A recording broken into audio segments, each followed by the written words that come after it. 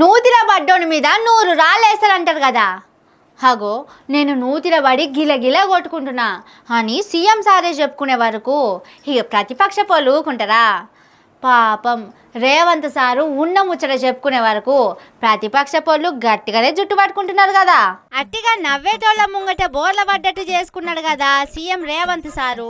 నిన్న సారు ధర్మం శరణం గచ్చామి అని కమలాసన్ లెక్క బిచ్చపు పాట వాడే వరకు ధనిక రాష్ట్రాన్ని బీహార్ అసొంటి బిచ్చపు బతుక్కు తెస్తివి రేవంత్ అనుకుంటా కేటీఆర్ సారు సురుకులు కాల్చబట్టే. అందాల పోటీలకు 250 కోట్లు ఖర్చు పెడతాందుకు పైసలున్నాయి గాని రిటైర్ అయిన ఉద్యోగులకు ఇస్తందుకు పైసలు లేవా? నిన్ను కోసుకొని తినడం కాదు, నువ్వే రాష్ట్రాన్ని పీక్కొని గీక్కొని తింటున్నావు. అయ్యా ముఖ్యమంత్రి, నువ్వు సర్కార్ నడుపుతున్నావా సర్కస్ నడుపుతున్నావా? రేవంత్ రెడ్డి ప్రమాణ స్వీకారం చేసిన రోజు బీఆర్ఎస్ ప్రభుత్వం 6 లక్షల కోట్లు అప్పు చేసిందని చెప్పినావు. నిన్ననేమో 829 లక్షల కోట్లు చెప్తున్నావు. పూటకో లెక్క మాట్లాడుకుంటా పూటకుళ్ళ ఏషం కడుతున్నావు. నీకు చేత కాకుంటే దిగిపో.